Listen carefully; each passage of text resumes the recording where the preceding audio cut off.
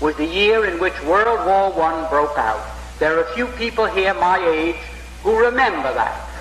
Now, that war was waged on one side by Great Britain, France, and Russia, and on the other side by Germany, Austria-Hungary, and Turkey. Within 2 years, Germany had won that war. Not alone won it nominally, but won it actually. They offered England a negotiated peace on what the lawyers call a status quo ante basis. That means let's call the war off and let everything be as it was before the war started. Well, England in the summer of 1916 was considering that seriously. They had no choice. It was either accepting this negotiated peace that Germany was magnanimously offering them, or going on with the war and being totally defeated. While that was going on, the Zionists in Germany, who represented the Zionists from Eastern Europe, went to the British War Cabinet and they said, look here, you can yet win this war. You don't have to give up. You don't have to accept a negotiated peace offered to you now by Germany. You can win this war if the United States will come in as your ally. The United States was not in the war at that time. We were fresh, we were young, we were rich, we were powerful. And they told England, we will guarantee to bring the United States into the war as your ally, to fight with you on your side, if you will promise us Palestine after you win the war. In other words, they made this deal. We will get the United States into this war as your ally. The price you must pay us is Palestine after you have won the war and defeated Germany, Austria-Hungary, and Turkey.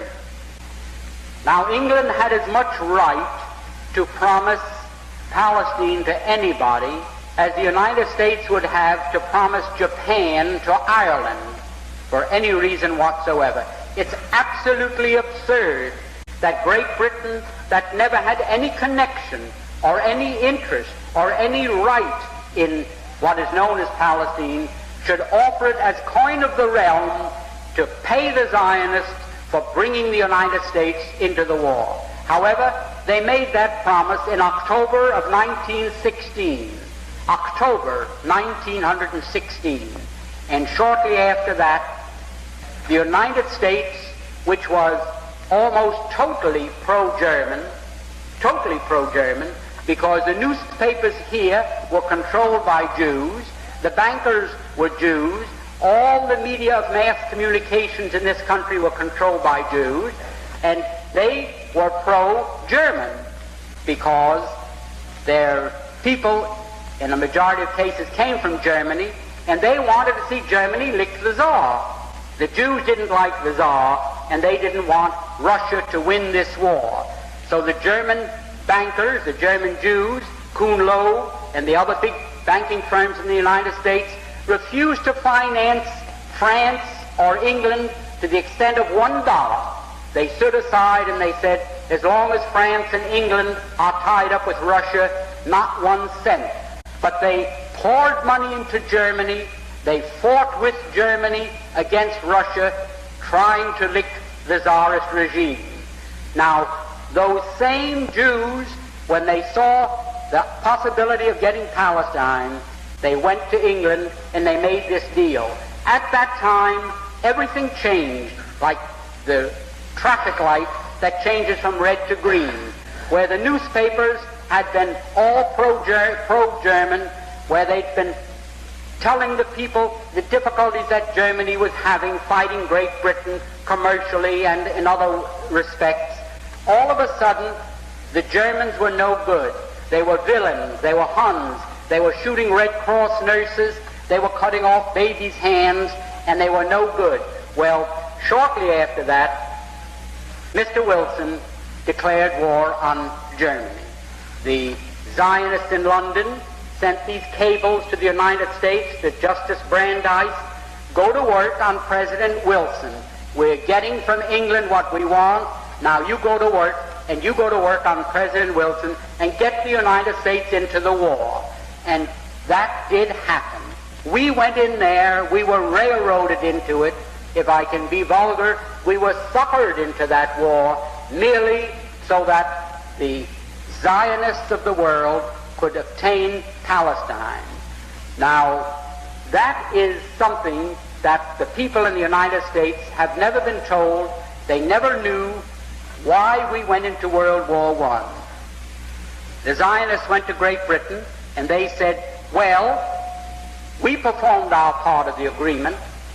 Let's have something in writing that shows that you are going to keep your bargain and give us Palestine after you win the war, because they didn't know whether the war would last another year or another 10 years. So they started to work out a receipt. The receipt took the form of a letter, and it was worded in very cryptic language so that the world at large wouldn't know what it was all about.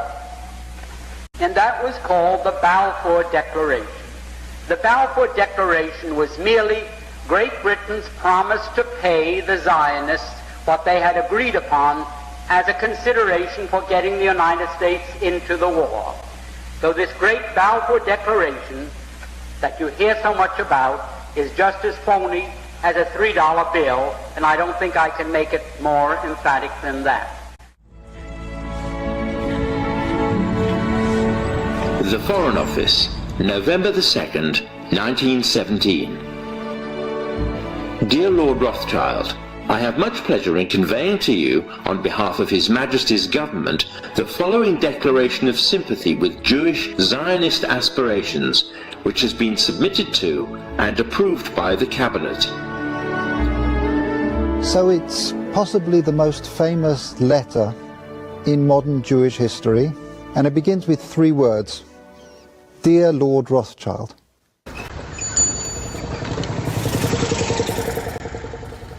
Although America had so far been neutral in the war, Lloyd George was convinced that could be changed. He believed there was one powerful group which might influence the American government. Lloyd George thought that the American decision whether to join or not would depend critically on public opinion, and that Jewish support could tilt the scales in one direction or the other. You've got to remember that the British Foreign Office greatly overestimate the political power of international Jewry, particularly the wealthy, financial and commercial Jewish elites. What is extraordinary about this situation is that here you have, particularly the British, seeing the Jewish world as one collective monolithic entity.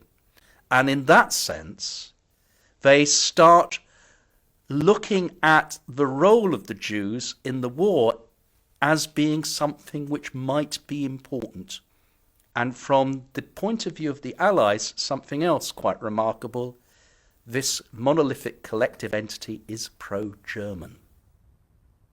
Many Jews in the upper echelons of German society did indeed have close connections to the Kaiser's Foreign Office.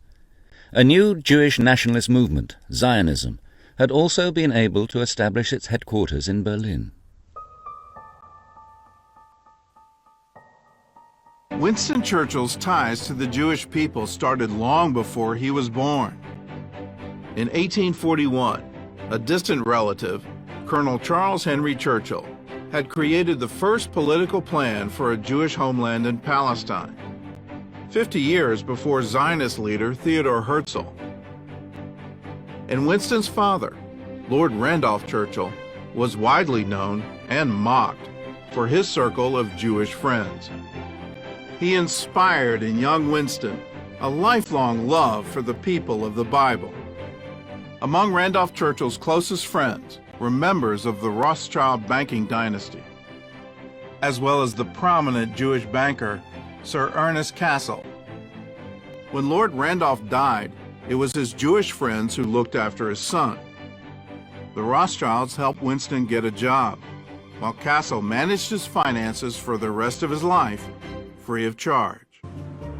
A Zionist leader with whom Churchill would share a lifelong friendship. Chaim Weizmann, a Jewish chemist from Russia, who later became the first president of Israel. He was instrumental in lobbying the British government for a Jewish homeland, and his efforts resulted in the Balfour Declaration of 1917. At the San Remo Conference in 1920, the British were given a mandate to enforce the declaration and create a Jewish state in Palestine. The man they put in charge of that task was Winston Churchill. In 1941, just to end this, it becomes very interesting indeed because the Weizmann papers, which are the papers of Chaim Weizmann, who was the first president of the State of Israel, and he was the leader of the international Zionist movement throughout World War II. The Weizmann archives, foolishly or wisely, gave me complete access to all the Weizmann correspondence with Churchill. And in the Weizmann archives, all Churchill's correspondence with Weizmann throughout the war years and before the war, and all his notes on his meetings with Churchill. And I'm only going to mention one of those letters here. It's a letter written by Chaim Weizmann, the leader of the Zionist movement, at that time living in the United States, to Winston Churchill in September 1941, 3 months before Pearl Harbor, when Churchill is frantically trying to claw the United States into his war, because that's his only salvation. And Weizmann writes to Churchill a letter which he says, "Mr. Prime Minister, unless you grant us what we want, which is the creation of a Jewish army in the Middle East, with our own arsenal and our own weapons and our own uniform and our own flag, unless you grant us what we want, then you are not going to win us over. And let me tell you what we will do if you do grant us what we want. If you grant us our wishes, then we will act on your behalf in the United States. And remember, Mr. Churchill," he writes in this letter, "remember, we are the only powerful, unified bloc in the United States which solidly backs the British cause in this war." September 1941. Everybody else is basically isolationist. We are the only ethnic, unified group which solidly backs the British cause.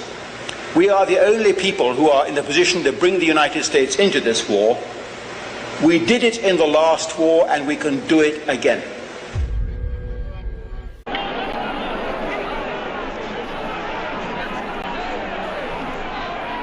In 1925, Arthur Balfour toured the new Jewish settlements in Palestine. Although he was fated as a hero of the Zionist cause, the immigration of European Jews was to have unforeseen consequences for British rule in Palestine.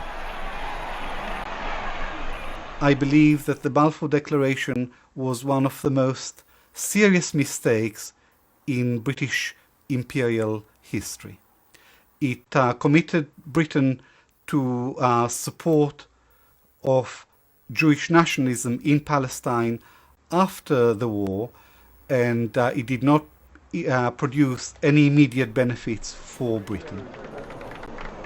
Without the Balfour Declaration, there could have been no genuine development of a Jewish national home, and the follow-through in 1948, where you get the creation of a State of Israel, simply would not have happened. It requires the umbrella of the British to be there, in effect, to support the emerging Jewish national home, militarily at the bottom line.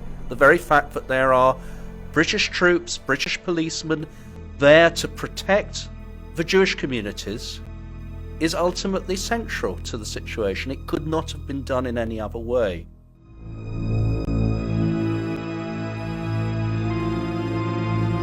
Throughout the 1930s and 40s, the years of Nazi persecution and the Holocaust, Jewish immigration to Palestine increased rapidly. Secret negotiation between the Nazis and the Zionists in 1933, which allowed German Jews and their assets to go to Palestine.